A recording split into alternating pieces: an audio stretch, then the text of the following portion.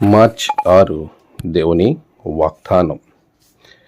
మనుష్యులు పెట్టు నిందకు భయపడకుడి, వారి దూషణ మాటలకు దిగులు పడకుడి.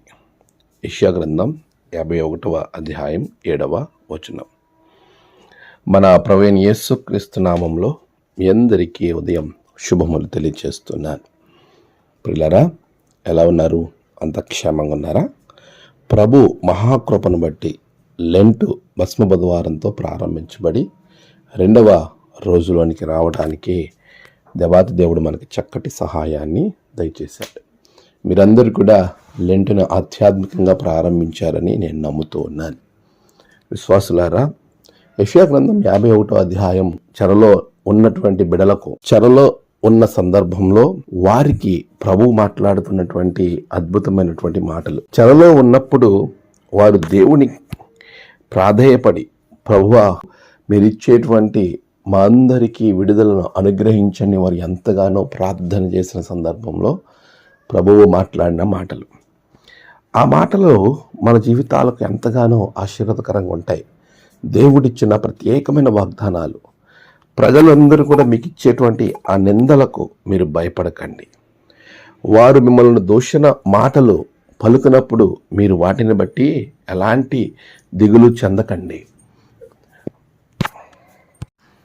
వారి దూషణ మాటలకు మీరు దిగులు చెందకండి. యేసు ప్రభువు వారి కొండ మీద ప్రసంగంలో కూడా మనం గమనించినప్పుడు, ఇదిగో జనులు మిమ్మల్ని నిందించి దూషించి మీ మీద చెడ్డ మాటలల్లా పలుకున్నప్పుడు మీరు ధన్యులు. నిజమే ప్రియులారా, దేవుని నిమిత్తం, మంచి నిమిత్తం మీరు నిందింపబడి దూషింపబడినప్పుడు మీరు ధన్యులుగా ఉంటారు. మన జీవితంలో ప్రభువు కొరకు నిందించబడడం, దూషింపబడడం దేవుడు మనకిచ్చే ఆశీర్వాదంగా ఎంచాలి. అందుకే ప్రభువు కూడా వాటి నిమిత్తం భయపడకండి, దిగులు చెందకండి అని ప్రభువే చెప్పాడు.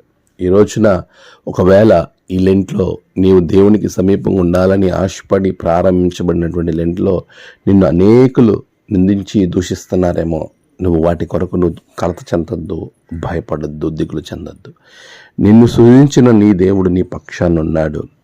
ఆయన నిన్ను ఆశీర్వదించి ఈ నిందల్లో నుండి, ఈ దూషణ మాటల్లో నుండి నిన్ను హెచ్చింపజేసి ఉన్నత స్థాయిలో నిలవబెడతాడు. అట్టి కృప ప్రభు మీకు అనుగ్రహించును గాక.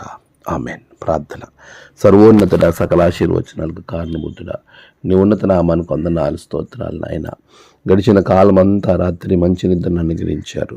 ఈ నూతన దినాన్ని బట్టి నిన్ను స్తుతిస్తున్నాం. నీ బిడ్డలను దీవించండి, వారికి వచ్చే నింద దూషణలను తొలగించండి. ప్రభు, నేడు ప్రయాణాలు, పనులు, తలపెట్టిన కార్యాలన్నింటిలో గొప్ప జయం దయచేయండి. నేడు జన్మదినము, వివాహదినము, ఆయా విశేష దినములు జరుపుకున్న బిడ్డలను బహుగా దీవించండి. తమ ప్రియులను కోల్పోయిన వారి కుటుంబాలకు ఆదరణ, నెమ్మది దయచేయండి. దినదీవులతో నింపి మీరే మహిమ పొందమని యేసు నామమున ప్రార్థించి వేడుకొంచున్నాం తండ్రి. ఆమెన్. తండ్రి, కుమార, పరిశుద్ధాత్మ త్రియేక దేవుని దీవెన మీకు తోడుగా ఉండి నడిపించుగాక. ఆమెన్.